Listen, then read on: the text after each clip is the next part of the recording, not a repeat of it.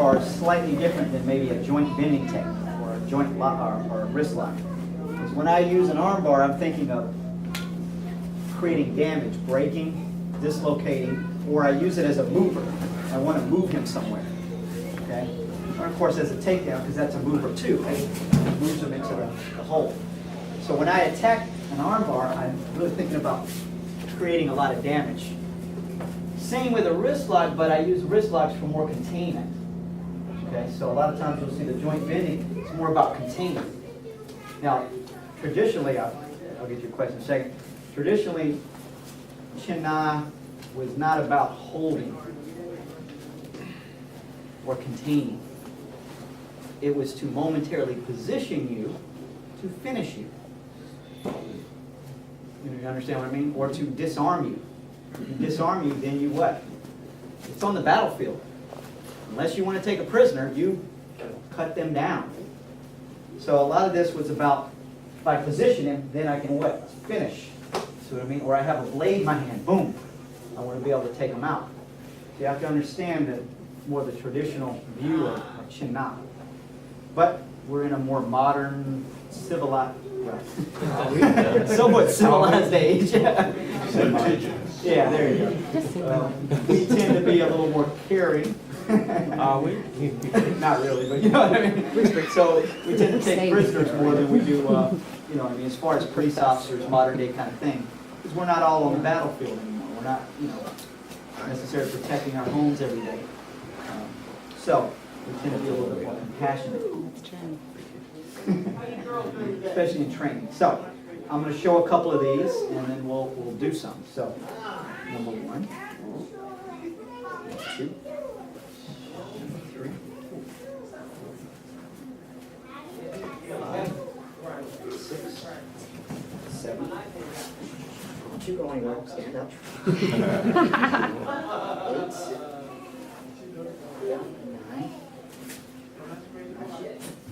10.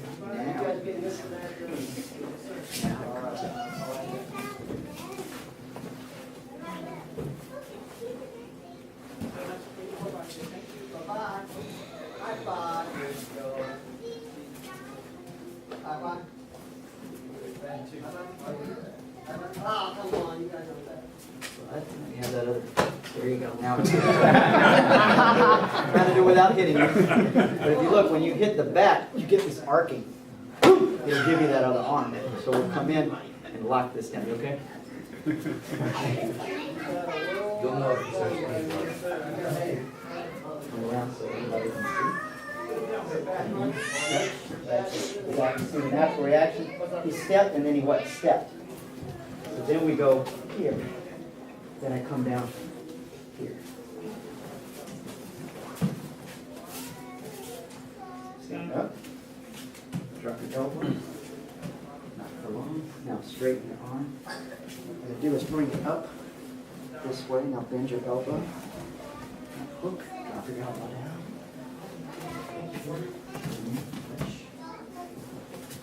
What we call stove piping. Slide in. Hook. Out. This way. Up. Along. This down. Through. And down here. So that's about 36 or so. We're not going to do all of those. We'll work some of them. Just half. So. We're going to work one. Watch, let me bring up a concept, because this will be the same throughout. When I attach, I want to apply a minimum of 3 directions of force. When I say a minimum, I usually do 6 to 8. And what I mean by that, for example, I want an energy pressure up, pressure down, that's 2. Then I'm going to create a spiraling force by rotating. When I rotate, the radius and ulnar locks to the humerus into the shoulder carriage. So that's here. Now, that's still not enough for me because he still has a little bit of slack on the sides.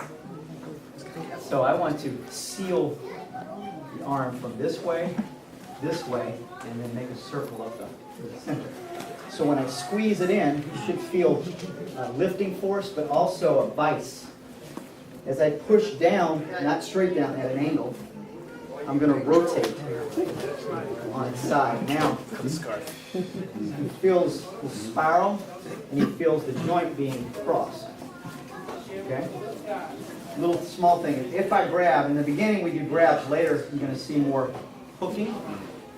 Or I'll do it this way as well, where I don't have to grab at all. And that's the more advanced way. Because as soon as that arm is in here, it'll just go pop. I don't want to get caught up grabbing.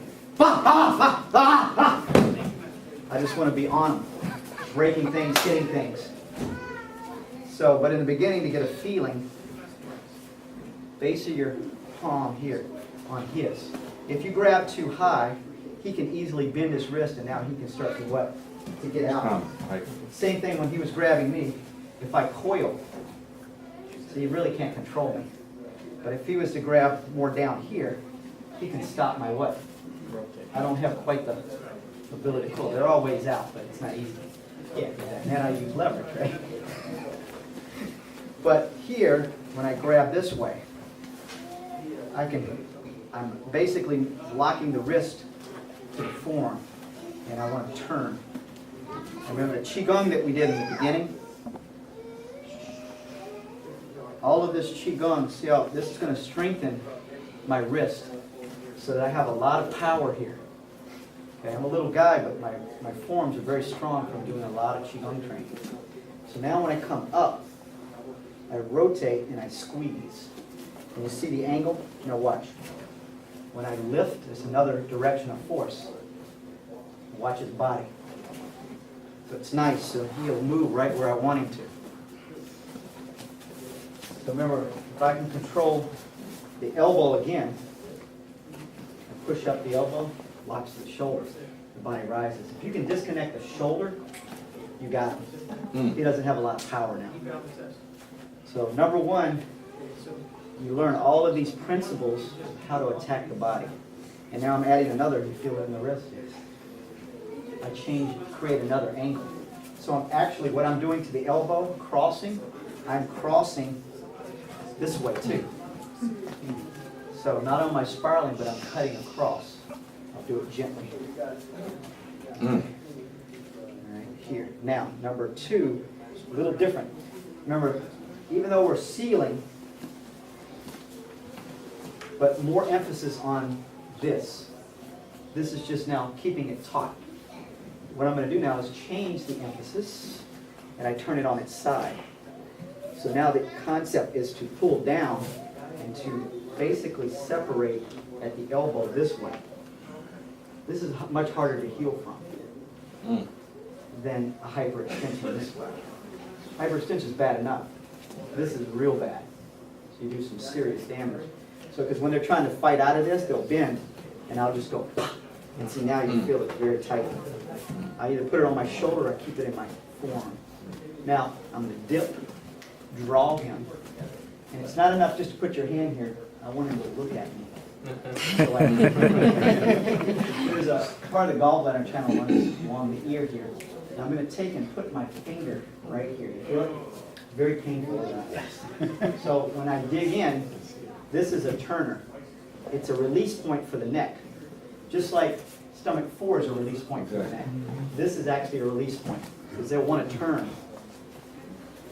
It's basically, the body's naturally flinch response, right? You get pain, it does this, right? All I'm doing is create a natural flinch response.